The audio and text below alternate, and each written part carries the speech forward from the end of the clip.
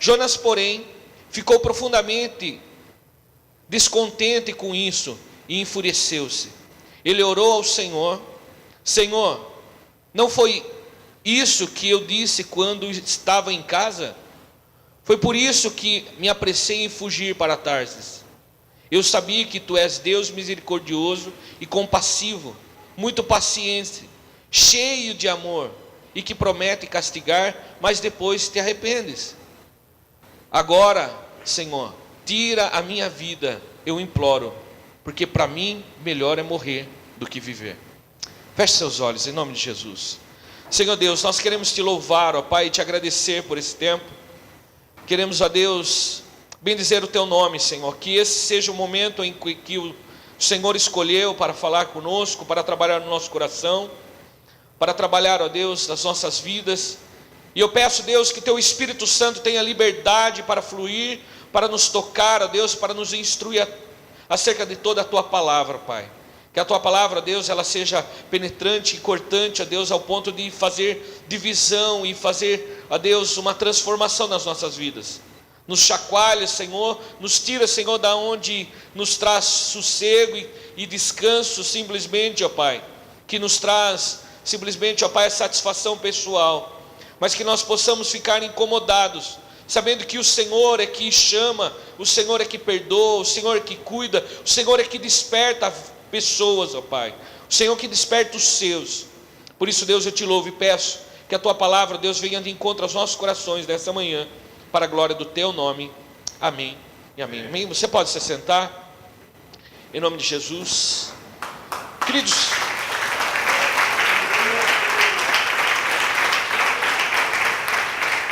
glória a Deus. Queridos, hoje nós vamos falar um pouco a respeito do profeta Jonas e daquilo que Deus o chamou. Quando falamos de Jonas, nós falamos, ele parece que ele traz mais ou menos um raio-x da cristandade moderna. Quando falamos de Jonas, o Jonas ele prefigura, ele traz uma ideia do que muitas vezes é a cristandade da igreja moderna, do que hoje nós vivemos. Nós acreditamos através de canções, através de músicas, através de ensinos, nós acreditamos que Deus fala conosco.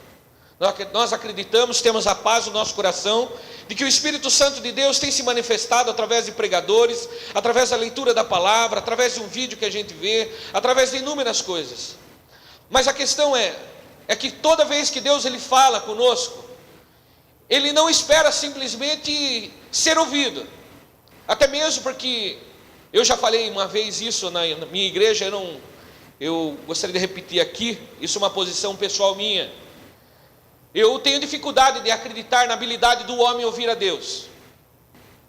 Eu tenho a certeza de que quando Deus quer falar, Deus ele se revela e não tem quem se faça esconder da sua voz. Mas dizer que um santarrão, de tanta maneira que ele vive, e ele tem um ouvido aberto para ouvir tudo a Deus, tudo que Deus está falando, eu tenho um pouco de dificuldade. O que eu acredito é, quando Deus ele quer falar com alguém, quando Deus se posicionou para falar com o pastor Gilson, Ele vai falar, não importa como o Gilson está, não importa se ele está vivendo no erro, ou de qualquer forma, ou no acerto, ou está vivendo uma vida dedicada, Deus vai falar com ele, vai tratar dele, vai trabalhar no coração dele. Essa onipotência de Deus eu acredito. Mas da onipotência do homem e na sensibilidade divina de a todo momento ouvir a Deus, eu tenho um pouco de preocupação. Sabe por que eu tenho um pouco de preocupação? Porque a questão não é Deus falar, porque Deus a todo momento está falando. O problema é nós respondermos da maneira que Deus quer que a gente responda. É igual a gente canta muito a respeito do amor de Deus, que Deus nos ama, que Deus, e ninguém tenha dúvida disso, porque Deus nos ama. Deus nos ama com um amor grandioso demais, ao ponto de entregar o seu filho para morrer por nós. Mas a questão é, como que eu e você retribuímos esse amor? A questão não é, o que está em xeque aqui, não é o ponto se ele ama ou não. A Bíblia diz que ele ama. A questão é, qual é a demonstração desse amor? Quando Deus faz algo por você, te surpreende a entregar ou fazer algo pela tua vida, que é a maior demonstração de amor, porque não é merecimento seu, da sua parte, e Deus faz algo para você, E como que você responde isso? Com simplesmente, obrigado, Deus. Isso nós ensinamos muitas vezes na escola bíblica, para as crianças, quando era pequenininho. Seja sempre grato àquilo que Deus faz. Mas a palavra de Deus não mostra que isso é gratidão. O que a palavra de Deus mostra é que quando alguém recebe da parte de Deus algo, um mover de Deus, uma ação, um ato de misericórdia, um ato de bondade, a resposta desse ato de bondade é uma entrega profunda. É uma entrega que você se lança de uma tal forma ao ponto que você vai viver em torno da gratidão daquilo que aconteceu na sua vida para o resto da sua vida. Em outras palavras, Deus curou você de um câncer, por exemplo. Nós sabemos quantas pessoas foram curadas de câncer, foram curadas de inúmeras doenças. E a pessoa vive em torno daquilo, como se ela acreditasse, ela tivesse a paz no coração dela, que se o Senhor não tivesse intervido, ela já estava enterrada. E ela passa a viver de uma maneira devota ao Senhor, de coração, de amor, de rendição, de alegria, de contentamento, de entender a voz de Deus, de entender a vontade de Deus, porque ela tem algo que Deus fez por ela, que ela jamais pode retribuir de alguma forma que fale, pronto, Deus, estamos quites. Nunca nós vamos ficar quites com Deus. Nunca Deus vai falar, pronto, agora eu fiz para você, você fez, agora está tudo certo. Nós sempre seremos merecedores. Não seremos merecedores do seu amor. Mas Ele nos ama. Ele olhou para nós ainda informe no ventre da nossa mãe, como diz o Salmo.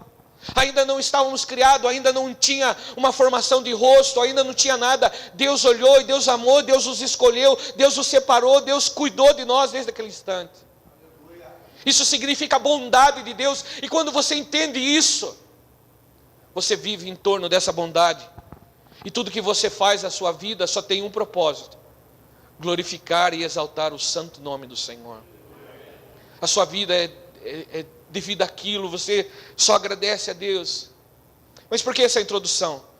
Porque Jonas, quando Deus chamou Jonas, falou, Jonas, você vai para Nínive, você vai ali anunciar a palavra. Você vai pregar a palavra para aquele povo e aquele povo vai se arrepender. E aí no capítulo 4 ele fala o seguinte, que ele estava descontente com isso e ele se enfureceu. E ele orou ao Senhor dizendo, Senhor, não foi isso que eu disse quando eu estava em casa? Depois de ter passado por tudo, ser engolido por um peixe, isso e aquilo, que Deus, ele fugiu da vontade de Deus, ele fugiu de fazer a vontade de Deus, ele não era qualquer homem, ele já era considerado um profeta. Ele não era um homem que ainda estava se decidindo o que ele ia ser na vida. O que eu vou ser? Eu não sei o que eu vou ser. Ele já era um profeta, e ele procurou, ele disse não, ele fugiu de todas as formas. Por quê? Porque ele sabia, nós sabemos hoje, algo que ele não sabia, no início de tudo aquilo na vida dele. Ele sabia que Deus, com seu amor e misericórdia, ia salvar aquela nação. E aqui, esse capítulo 4 mostra o raio-x do coração de um profeta. Não estou falando só de um servo. Aí a minha pergunta é, será que nosso coração muitas vezes não está igual? Aqui não era qualquer homem, era um profeta. E o coração do profeta era, eu estou assim, Senhor, porque eu sabia que o Senhor fez eu passar por tudo aquilo. Você fez eu sofrer o dano. Você fez eu ser engolido, ter a minha pele queimada com ácido de um grande peixe onde eu estava. Há um fato histórico, um estudo secular que mostra, secular eu digo que não está na Bíblia, mas esse livro é pelo Flávio Joséfo, um historiador judeu, ele fala a respeito de como foi e como a pele de Jonas ficou dentro do interior do peixe.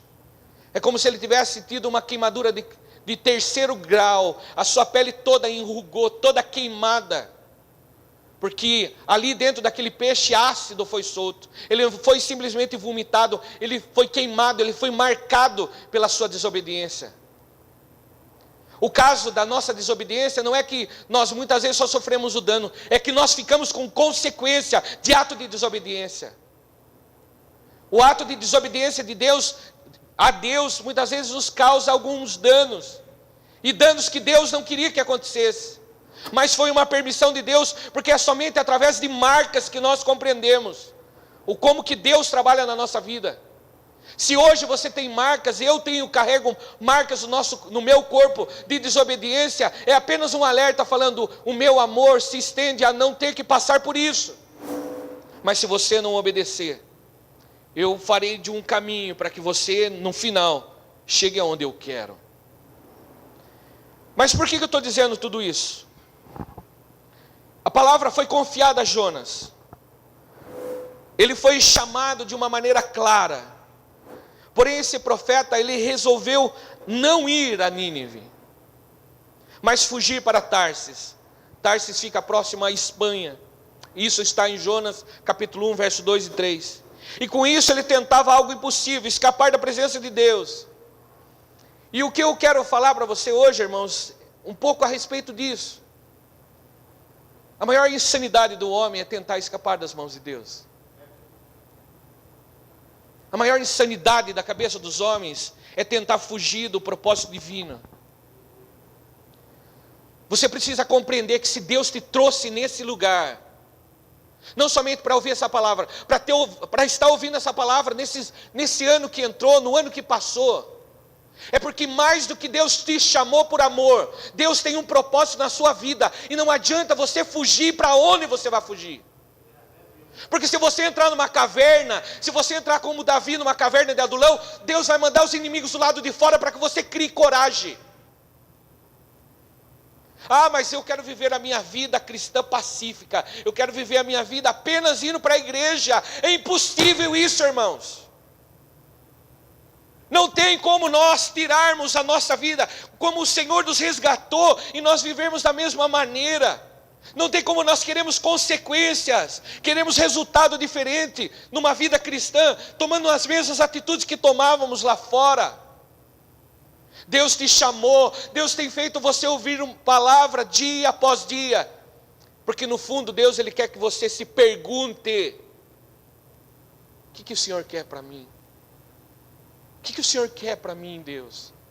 Eu sei que não é só isso, talvez você seja apenas uma pessoa que vem na igreja no domingo, e você fala, poxa, já está bom, talvez a sua idade já está avançada, talvez você é novo demais, e se pergunta, mas Deus, eu nunca fiz essa pergunta.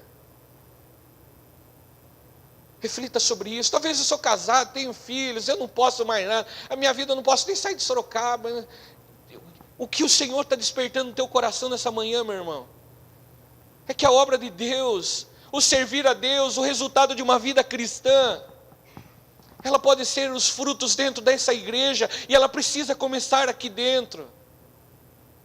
Ela começa dando o resultado do seu vizinho, mas não fugindo da presença de Deus, não fugindo de anunciar a palavra, não fugindo achando que você não está preparado. Por isso existe escola bíblica aqui, por isso existem institutos teológicos, por isso existe momento de estudo da palavra, porque o Senhor quer nos despertar. E por favor, chega de queimaduras, chega de, muitas vezes a gente perguntar, mas Deus, por que o Senhor está permitindo isso? Chega dessas perguntas. Eu vou dar a resposta para você aqui hoje, meu irmão. E essa é uma palavra de Deus para a tua vida. Quando você pergunta, Deus, por que está acontecendo isso?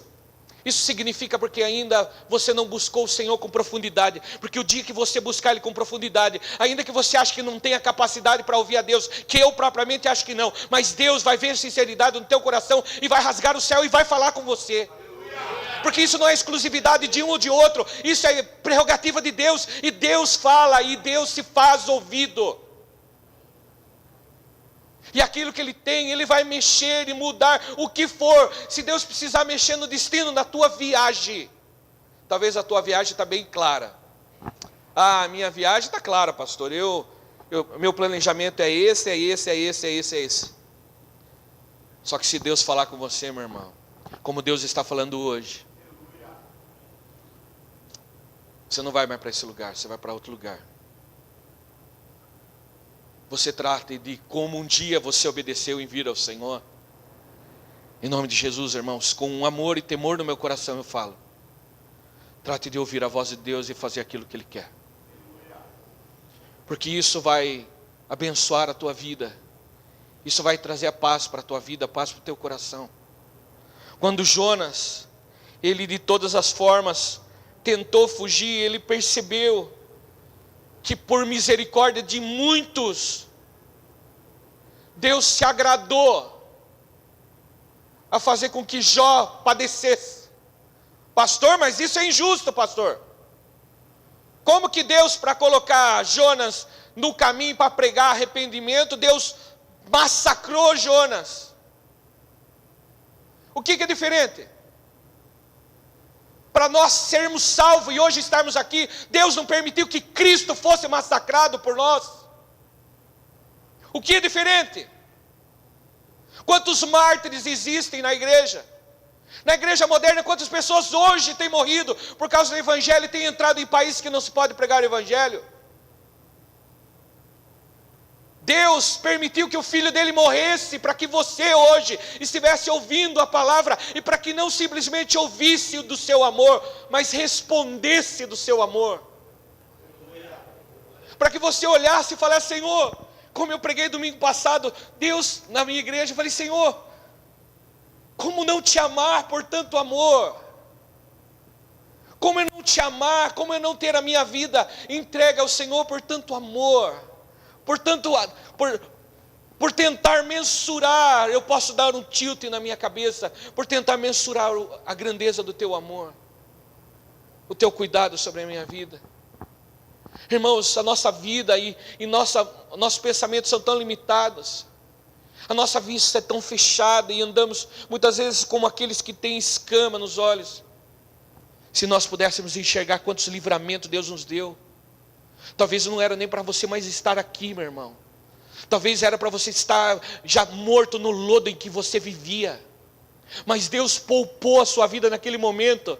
Sabe para quê? Porque Ele tem um plano maior.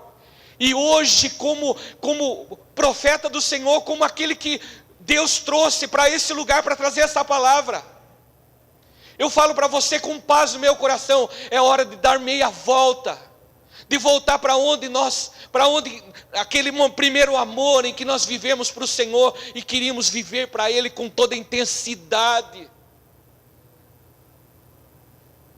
Porque viver para Deus é viver em obediência, é isso que Deus esperou de Jonas. Deus esperou que Jonas recebesse toda essa palavra e obedecesse. Sabe que Deus esperou de Jonas, ainda que onisciente e conhecendo o coração de Jonas?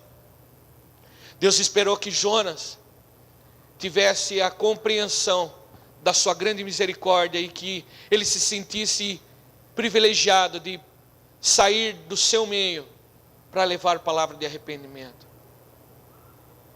Mas isso muitas vezes é diferente. A gente até pergunta para Deus: Deus, como que o Senhor pode perdoar um camarada daquele? Quantas atrocidades ele fez na vida? Agora o Senhor perdoa ele. Agora ele põe uma Biblinha debaixo do braço, olha o nosso julgamento. Ele põe uma Biblinha debaixo do braço, agora ele é crente. A gente se incomoda até com o perdão de Deus, irmãos. Até com o perdão de Deus a gente fala: o Senhor não pode perdoar esse cara, não é possível. Como que o Senhor perdoa ele? A diferença é que os seus olhos não enxergam. Que se os pecados seus não forem maior ou igual ao dele. É que aos nossos olhos, muitas vezes, a gente consegue maximizar aquilo que na vida dos outros, e a gente não consegue ver o quanto fomos perdoados. Do lamaçal, eu sei, eu tenho a consciência todos os dias, e esse é o motivo de gratidão ao Senhor. Eu sei do lixo, do lodo, da onde Deus me tirou. Algumas pessoas falam: não olhem para lá, não olhem para trás mais.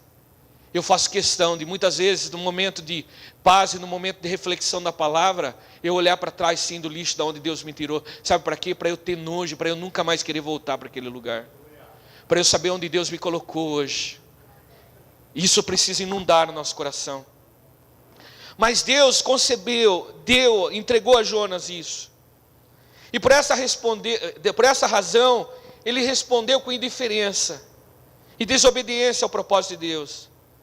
Talvez não sabendo que ele e que a desobediência dele causaria tantos males a ele mesmo. A nossa desobediência causa males à nossa vida. Mas qual foi a desobediência de Jonas? Eu quero frisar nesses 3 pontos. Aí eu encerro e vou passar o vídeo para falar rapidamente. 3 pontos de desobediência de Jonas. Primeiro, ele fugiu da vontade de Deus. Não consigo. Definitivamente, eu e você não conseguimos fugir da vontade de Deus. Existem algumas pessoas que falam, Deus não, ele não quer, Deus vai. Eu também não acredito nisso. Eu acredito que se um dia Deus me escolheu, te escolheu, entregou um plano para nós, ele fala o seguinte: eu vou te perseguir até o momento de você entender que a minha morte não foi em vão por causa da tua vida. Existem muitas pessoas que a gente muitas vezes está dando cabeçada na vida e a gente pergunta, mas Deus, por que isso está acontecendo? Querido, nada mais é do que para Deus falar, olha, volta, compreenda que você não vai andar. Algumas pessoas podem falar, mas fulano de tal é ímpio, está dando certo. Viu? Ele vai dar certo mesmo. A palavra de Deus fala sobre a prosperidade do ímpio. Mas Deus também fala do jeito que Ele trata o justo. E o jeito que Ele trata o justo é, se necessário for, para nós compreendermos a sua justiça, Ele segurar um monte de coisa na nossa vida, Ele vai segurar. Para as coisas não deslanchar na nossa vida, para a gente não se perder, Ele vai segurar. Por amor a Ele, por amor a nós. Então o primeiro ato dele foi de fugir da vontade de Deus. Porque ele conhecia a bondade de Deus e sabia. E quando ele fugiu da presença de Deus, gostaria que você abrisse sua Bíblia comigo, no Salmo de número 139.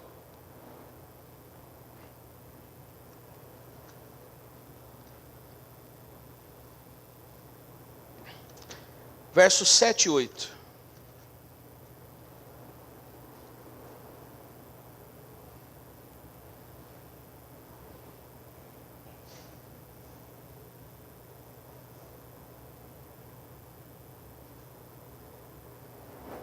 Salmo 139, versos 7 e 8 diz assim: para onde poderei eu escapar do teu espírito? Para onde poderei fugir da tua presença? Se eu subir aos céus, lá estás. Se eu fizer a minha cama na sepultura, também lá estás. Verso 9 em diante, vamos ler um pouquinho mais. Se eu subir as asas da alvorada e morar nas extremidades do mar, ali mesmo a tua mão direita me guiará e me sustentará. Mesmo que eu diga que as trevas me encobrirão e que a luz se tornará noite ao meu redor, verei que nem as trevas são escuras para ti. A noite brilhará como o dia, pois para ti as trevas são luz. O que o Senhor está dizendo aqui, não tem para onde nós fugirmos, irmãos. Se você entrou nesse lugar, nessa igreja, nessa comunidade, achando que você tem motivo para as coisas que estão acontecendo, para fugir do Senhor, para parar de vir aqui nesse lugar, adorar a Deus, não adianta você fugir. O Senhor vai fazer de tudo para trabalhar no teu coração e você vai ver que você pode tentar fugir, as consequências virão, mas não dá para fugir da presença de Deus. Não tem como. Ele tentou fugir da sua missão. O segundo ponto, ele tentou fugir da sua missão. A questão é, o Senhor falou para ele qual era a missão. E a minha pergunta para você é, você já sabe qual é a sua missão nessa terra aqui ou não? Certamente, Deus já falou em diversos cultos qual é a sua missão. O que está te impedindo de servir ao Senhor? A preocupação ou o pensamento de será que é isso mesmo que Deus quer? Será que é o que... Essa foi parte da dúvida dele. No começo ele, acredito que ele pensou, poxa, será que é Deus mesmo que está falando comigo? Aquele lugar era um lugar que só tem gente que não presta. Deus vai me querer lá naquele lugar, eu sou um profeta. Eu sou um homem de Deus. Eu estou no meio daquele povo miserável, aquele povo desprezível, aquele povo que aborrece a Deus. Eu acho que não é. E Deus torna a falar com ele. E fala mais algumas vezes. Até o ponto dele chegar e ser, em palavras, desobediente a Deus. Mas foi esse o posicionamento dele. E não aceitar a missão. A sua missão, a primeira parte da sua missão, da nossa missão, é vivermos aquilo que o Senhor nos chamou. Segundo, é sermos referência e sermos a luz dentro da nossa casa. Se você soubesse existem inúmeras pessoas que anseiam por essa palavra de esperança que você tem. Pessoas, irmãos, que você não faz ideia, que elas estão tão sedentas, elas só estão esperando um convite seu. Nós saímos daqui regozijantes da igreja, que louvor maravilhoso, palavra maravilhosa. Aí a gente encontra alguém dentro da nossa casa, na nossa família, padecendo, nós não conseguimos esticar a nossa palavra, porque entendemos que não é a nossa missão. Não entendemos que temos que testificar, simplesmente fazer o convite, você não precisa fazer mais nada. Fazer o convite, o seu papel não é convencer corações, é fazer o convite e deixar que o Espírito Santo, e quando o Espírito Santo agir, tocar lá, e ele vier aqui, e ele ouvir a palavra, o Senhor vai fazer o resto. Mas você não pode negligenciar a sua missão. Eu sempre disse, quando eu era professor no seminário, em outras igrejas que eu passei, eu falei, eu não consigo compreender alguém de trás de um púlpito. Isso talvez seja para alguns dos meus irmãos com carinho aqui, por favor, irmãos. Eu não consigo entender alguém ser nomeado pastor, estar de trás de uma tribuna dessa, e não sequer sair para a rua pregar o evangelho. Porque o púlpito é apenas a consequência de um trabalho que começou lá fora. De um trabalho arduoso, um trabalho pesado, um trabalho onde você fala, não me importa, eu vou falar, eu vou pregar, eu vou anunciar.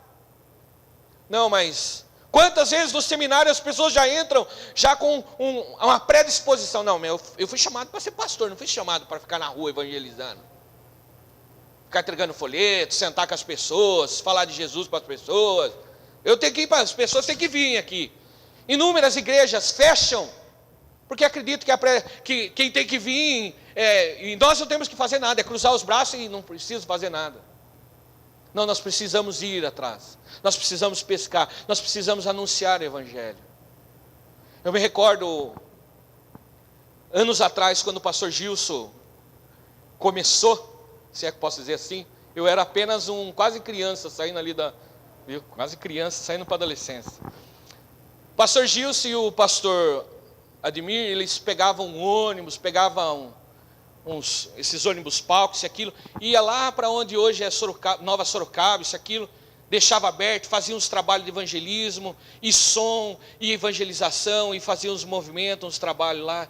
Eu tinha acho que uns 14, 15 anos, eu já via todo esse... Hoje muitas vezes as pessoas falam, poxa, o pastor Gilson já, que a igreja, isso e aquilo, as coisas acontecendo, mas não sabe por trás. Eu sei que a igreja conhece a história, sabe que o pastor de vocês é um ganhador de almas, que anuncia, que prega o evangelho, e hoje um Senhor entregou ele a isso. Mas sem esse trabalho duro do pregar o evangelho, as coisas não acontecem. Certamente se ele tivesse fugido disso, lá atrás, hoje isso não seria uma realidade na vida dele. Tudo tem na nossa vida um processo. E para finalizar, o entendermos a nossa missão,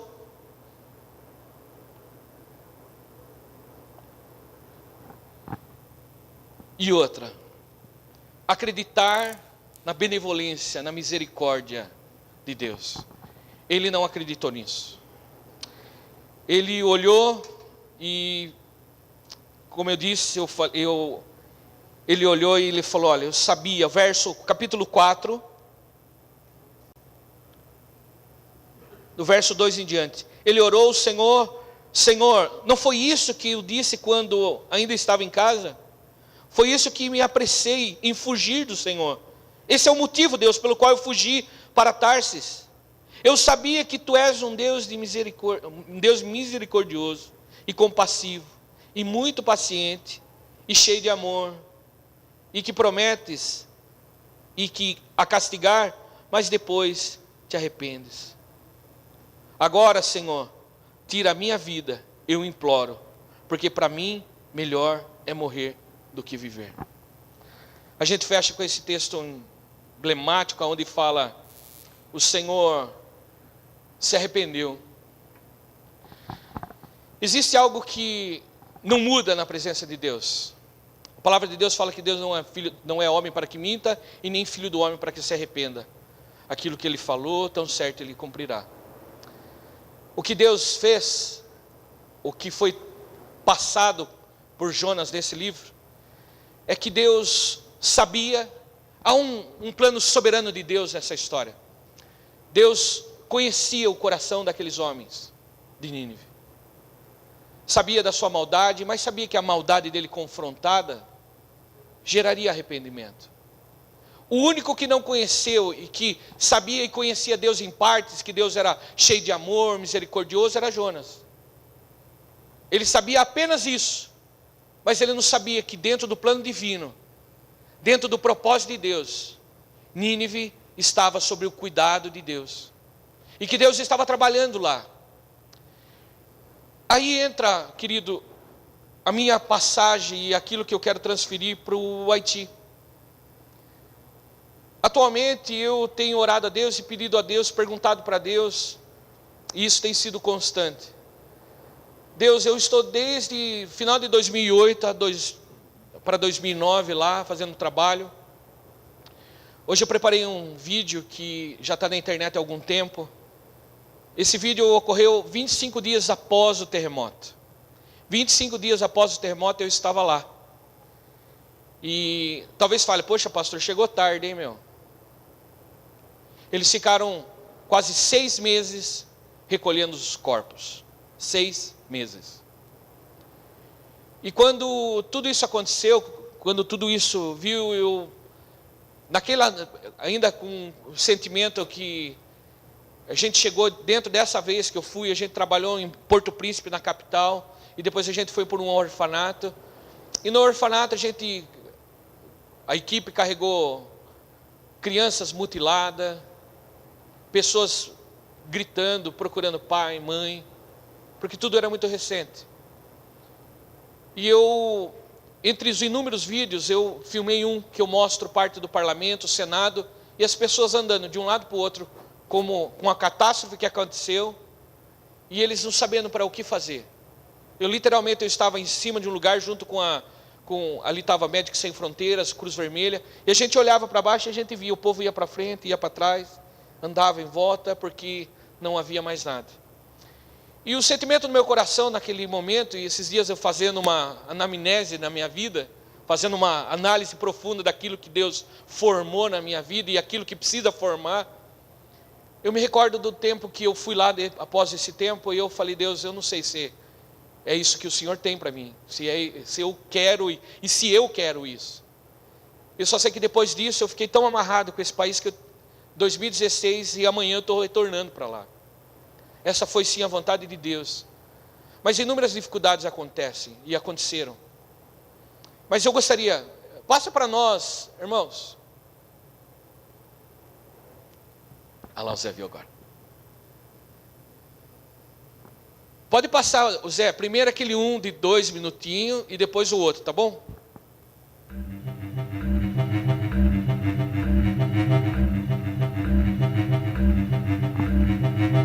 Esse vídeo é de 2010, tá, irmãos?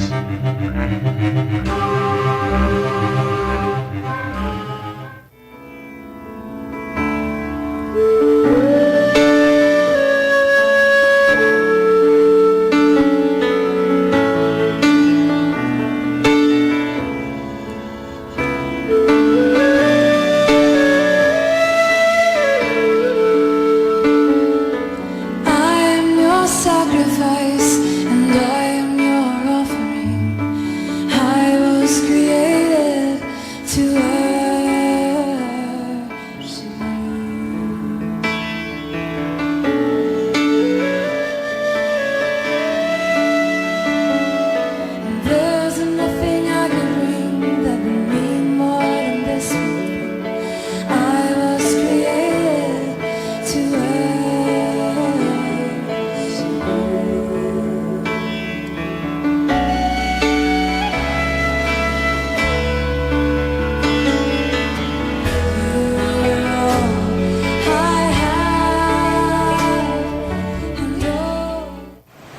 Eu mostrei o Palácio do Governo, aqui ó, onde você pode ver esses escombros, aqui era o parlamento, onde ficavam os senadores, onde estava parte do governo. Esse prédio também não sobrou nada, não tem mais nada, só tem ruínas. E os prédios em volta está tudo ameaçado também. Todos estão ameaçados de cair, porque não tem mão de obra para trabalhar, para resgatar essas pessoas. Resgatar, até mesmo colocar um prédio desse no chão, né? Então as ruas estão assim, você pode ver lá na frente e até mesmo lá no fundo. Agora você vai ver, no fundo tem uma igreja muito famosa aqui em Porto Príncipe que também não sobrou nada. E o povo anda como se estivesse andando sem rumo. Você pode ver as pessoas andam de um lado para o outro como se não tivessem rumo. Isso é muito triste, só de saber que estamos perto de um lugar que pode ter vidas ainda dentro desses escombros, é muito triste.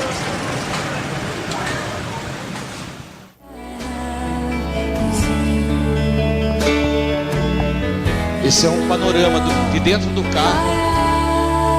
Para onde olhava e filmava tinha casa caída, pessoas resgatando, tirando familiares, pais, filhos. Aí as ONG, os trabalhos humanitários no mundo ainda não tinha chegado, era mais os haitianos mesmo.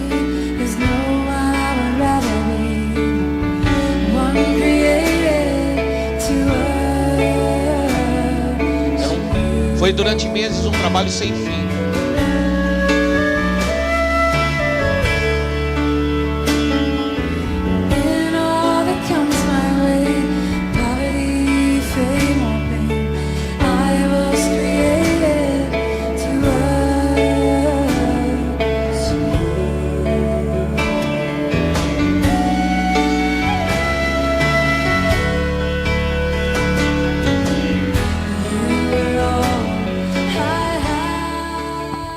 Irmãos, eu gostaria de só ter mostrado isso para vocês verem. A partir desse momento em que eu retornei, eu fui uma vez antes do terremoto e depois dessa indo no terremoto. E foi a partir desse momento que eu falei, nós não podemos ficar de braços cruzados. Eu preciso voltar aqui, criar alguma coisa.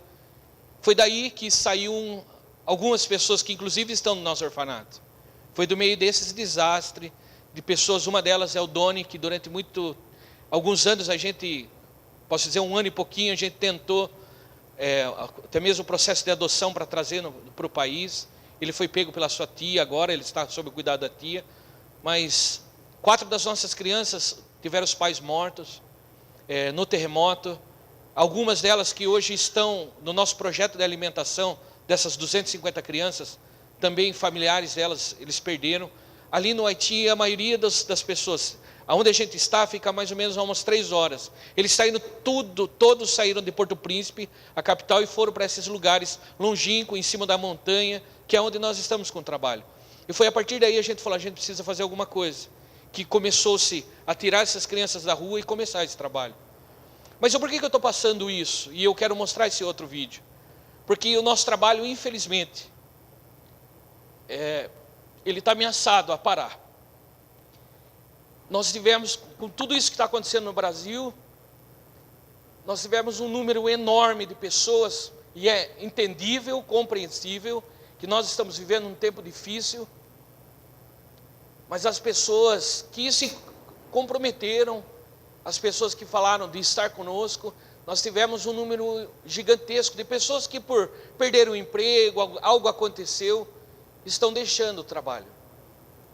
Eu vou ter, dessa minha viagem, eu vou ter uma conversa séria com eles, porque nós, exclusivamente, nós, aqui o Brasil, que nós mantemos esse trabalho, essas 450 crianças, entre adultos e crianças, nós que mantemos esse trabalho.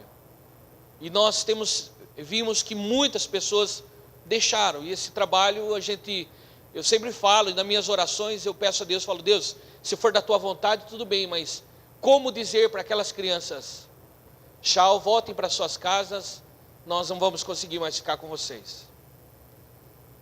Eu pedi para o pastor Gilson, porque de certa forma isso tem me consumido, eu tenho orado, pedido a Deus, falando, Deus me ajuda, porque depois que você vive com tal coisa, é difícil você simplesmente falar Deus. Você cria amor, cria cuidado, carinho com crianças, com vidas, com história, que você não consegue simplesmente despedir. Eu fiz até um paralelo em relação lá na minha igreja. A mesma coisa eu pegar os meus 2 filhos, chegar na rodoviária, levar eles para uma cidade, que eu sei que eles não podem voltar, e falar, a partir de agora vocês seguem viagem sozinhos, o pai não pode mais manter vocês, e voltar embora. E isso tem me consumido. Para isso eu gostaria de mostrar esse outro vídeo. Haiti. População 10,5 milhões. É o país mais pobre das Américas. Em 2010, um terremoto atingiu o Haiti e matou mais de 3 mil pessoas. Foram 350 mil no erro, houve um erro na digitação. Hoje, cerca de 80% da população vive abaixo da linha da pobreza. Por isso, resolvemos ajudar os haitianos utilizando uma coisa simples, mas poderosa: esperança. Representante da Magic Beans Corporation, a Magic Beans Brasil é uma instituição sem fins lucrativos. A associação leva ajuda humanitária ao Haiti através de projetos sociais e muita esperança. Orfanato New Hope.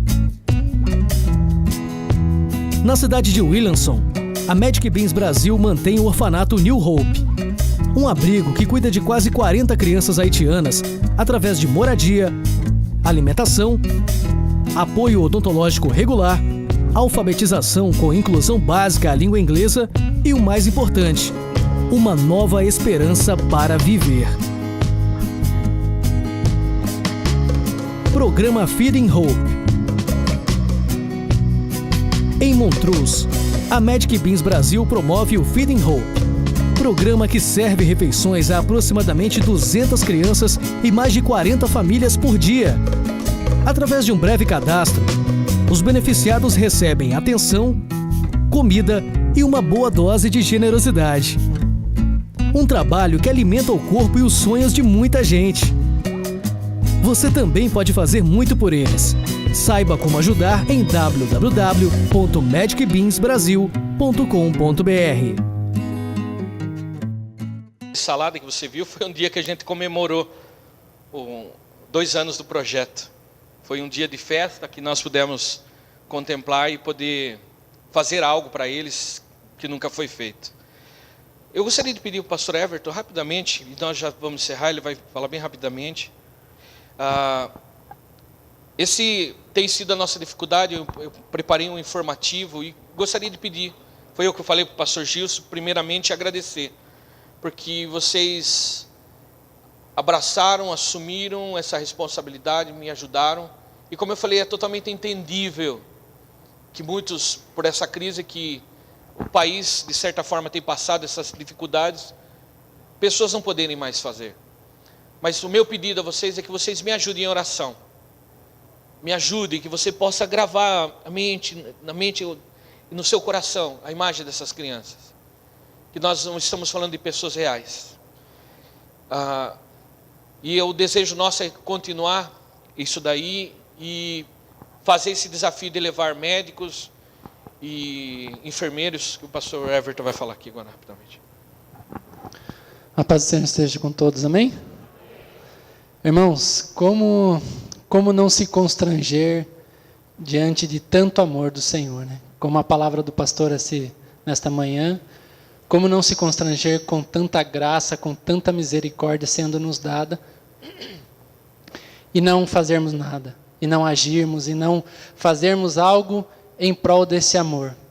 Como o pastor disse, nunca iremos atingir tão grande amor do Senhor. Mas um dia o Senhor me colocou diante dessas crianças, diante desse projeto, e me despertou a fazer algo mais pelo Senhor. Mas antes eu gostaria que vocês abrissem comigo em Lucas, no capítulo 10, uma breve palavra, bem rapidinho.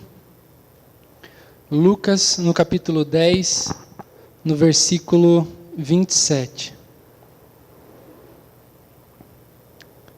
Nos diz assim, Lucas 10, 27. A isto ele respondeu: amarás o Senhor teu Deus de todo o teu coração, de toda a tua alma, de todas as tuas forças e de todo o teu entendimento. E amarás a teu próximo como a ti mesmo. Então Jesus lhe disse: respondeste corretamente, faze isto e viverás. Ele, porém, querendo justificar-se, perguntou a Jesus: quem é meu próximo? Amém, irmãos? Para quem conhece essa passagem, sabemos que a palavra de Deus nos diz que todas as coisas cooperam para o bem daqueles que amam a Deus. E como esse samaritano fez, relatando aqui na passagem, Deus colocou um propósito, Deus permitiu algo na vida dele e também na minha vida. Ele colocou essas crianças, Ele colocou essas vidas diante de nós, para nós podermos fazer algo mais.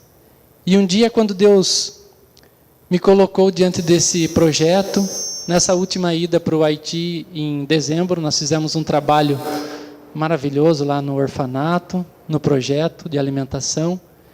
E Deus colocou algo mais no meu coração. O que nós podemos fazer mais por essas crianças? O que nós podemos fazer mais por esses tutores, por esses cuidadores que estão aqui se dispondo a ajudar? E Deus colocou no meu coração, conversei com o pastor e a gente começou um trabalho chamado Projeto Lucas. Nós temos o desejo, nós temos no coração de poder estar indo lá para o Haiti, com médicos, com profissionais da área, podendo auxiliar essas crianças na área da saúde. Como vocês viram, há uma deficiência muito grande na área da saúde. Então, em janeiro do ano que vem, nós estaremos indo com uma equipe para lá. E nós necessitamos de voluntários, de pessoas que desejam ajudar e abençoar essa nação. São profissionais na área da saúde, médicos, dentista, enfermeiro, farmacêutico, voluntário que quer ir para ajudar na área de evangelismo, de recreação com as crianças, voluntário na área de logística. Irmãos, é um trabalho muito grande, mas que precisa de pessoas. Para que ele aconteça, para que ele realmente alcance essas vidas, alcance essas crianças, nós precisamos de voluntário. Então nós estendemos aqui esse convite a vocês que têm maior interesse de saber como que vai acontecer. Eu acredito que teremos mais oportunidade de explanar mais esse projeto com mais tempo para vocês, até mesmo para outras pessoas, que pelo que eu vejo a igreja é grande, né, pastor? Deve ter bem mais membros, e nós gostaríamos de estender esse convite a vocês. Mas, nossa, eu não sou nenhum profissional desse que você está me falando, pastor. Eu não sou profissional da área da saúde. Eu nunca saí daqui da igreja. O máximo que foi fazer um evangelismo no bairro. Meu Deus, fazer uma viagem missionária. Esteja orando. Coloque diante do Senhor. A todas as pessoas que eu já convidei, já falei, eu nunca cheguei para as pessoas e falei, mesmo sabendo que são pessoas que têm conhecimento, que já fizeram um trabalho, ou então que é um profissional da área que você sabe que pode contribuir muito. Eu falo, coloque diante do Senhor. Se Deus confirmar no seu coração, aí você nos procura. E eu creio que Deus tem algo maravilhoso e grandioso para a vida daqueles que estão desejosos em fazer mais pelo Senhor. E não simplesmente receber esse amor e não se constranger com ele, mas sim fazer, colocar em prática. Então, me procure, até mesmo hoje, me procure lá no final do culto. Eu posso explicar um pouquinho mais, mas o desejo nosso é levar amor, é levar esperança e algo mais específico com relação à saúde, podendo atender. Nós vamos ficar uma semana lá no país, atendendo essas crianças, e não somente as crianças, mas os familiares daqueles que fazem parte do projeto de alimentação, levando um trabalho através da saúde, e através disso levando esperança e levando amor. Porque eu creio que falará muito mais alto a atitude de cada um daqueles que estiverem ali. Em troca do quê? Sem receber nada em troca. Ninguém vai estar recebendo, ninguém vai estar recebendo uma remuneração para estar saindo do conforto do seu país, para estar indo lá levar amor. E vocês podem ter a certeza que mesmo eles não falando a nossa língua, eles vão entender essa mensagem. Amém? Que Deus abençoe vocês em nome de Jesus.